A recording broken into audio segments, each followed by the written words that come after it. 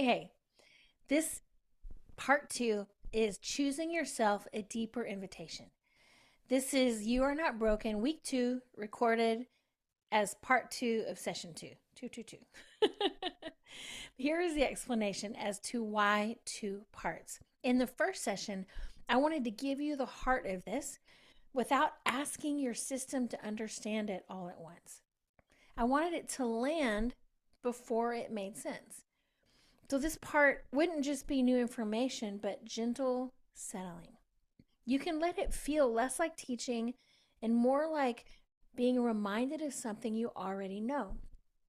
I separated these because I'm not trying to convince you of anything. I'm talking about you and what's already there.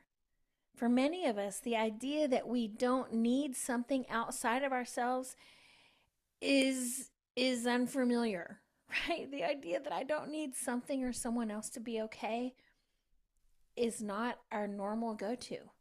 So if any part of this feels hard to take in, that doesn't mean you're missing something. It just means your system is learning that it is safe to receive. And as you listen, you don't need to argue, agree. Don't argue either, or you can, whatever. But you don't need to agree, remember, or do anything with this. Just let it land right here. The rest can wait. Okay, so I want to stay here in this choosing yourself just a little bit longer. I want it to go further into permission, yeah? Because choosing yourself deserves more than a sentence, it deserves tenderness. And when we talk about choosing yourself, it doesn't mean becoming selfish. It doesn't mean cutting people off. It doesn't mean forcing confidence or pretending you're strong. Choosing you is much quieter than that. Choosing yourself is what happens when something inside of you feels uncomfortable, messy, unfinished, and yet you decide not to leave. Most of us learned very early that love and safety were absolutely conditional, right? We learned to be easier, kinder, more agreeable, more impressive, more put together. And somewhere along the way, we learned that when things get uncomfortable inside, we were the thing that needed to change. I mean, can anybody else relate to that? I mean, I feel like I've lived there for 50 plus years. We were the thing that needed to be changed. And so we learned to abandon ourselves before anyone else could. Is this resonating? It is with me. Choosing yourself is not about liking what's happening, it's about staying with you even when you don't like something about you. It's saying, I'm still here with you. I'm not going anywhere. You don't have to earn my presence. Just hear me now. Telling your body and your nervous system, you don't have to earn my presence. I'm not leaving. This is why choosing yourself can feel scary at first, because your system may say, if I stop pushing, everything will fall apart. If I don't fix this, I'll be rejected. If I accept myself here, nothing will ever change.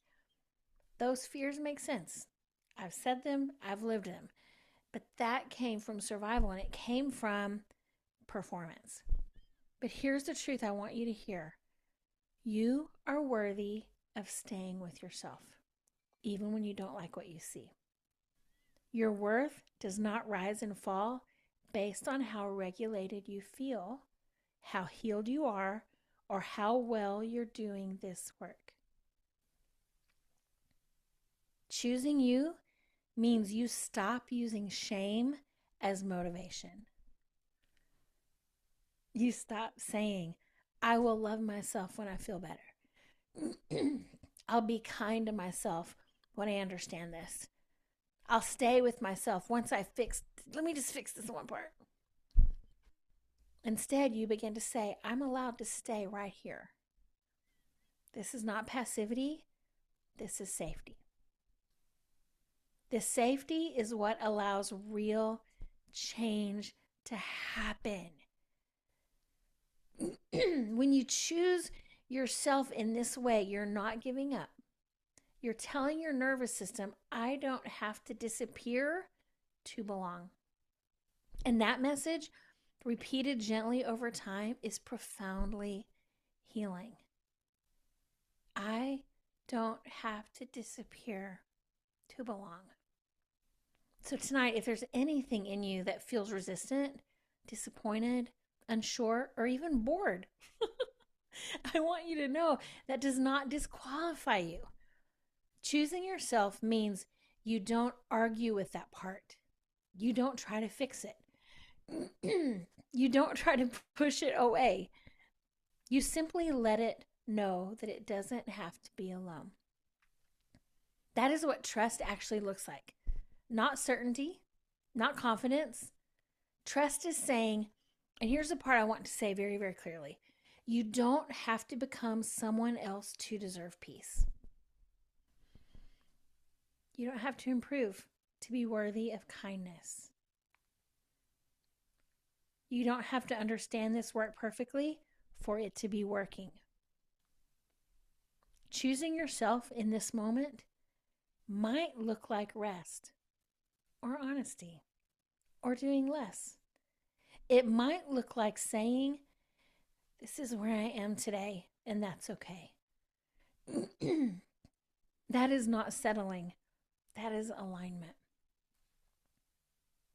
You matter. You matter not because of where you're going, but because you're here and you're not abandoning you. And guess what? You're allowed to stay with yourself right now. So hear this very unpolished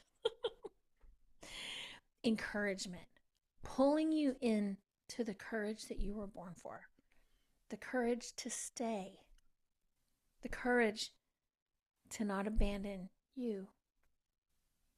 I'm so proud of you.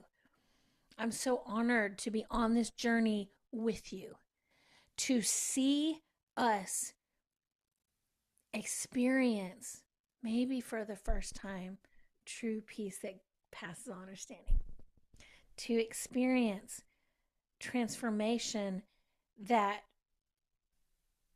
just happens when we create a safe place for our body to heal. Because you do not need to be fixed, because you're not broken. Say it again. I am not broken. All right. I just wanted to add this piece to this section. I would listen to this a few times and just let yourself receive. All right. I love you guys. Such an honor.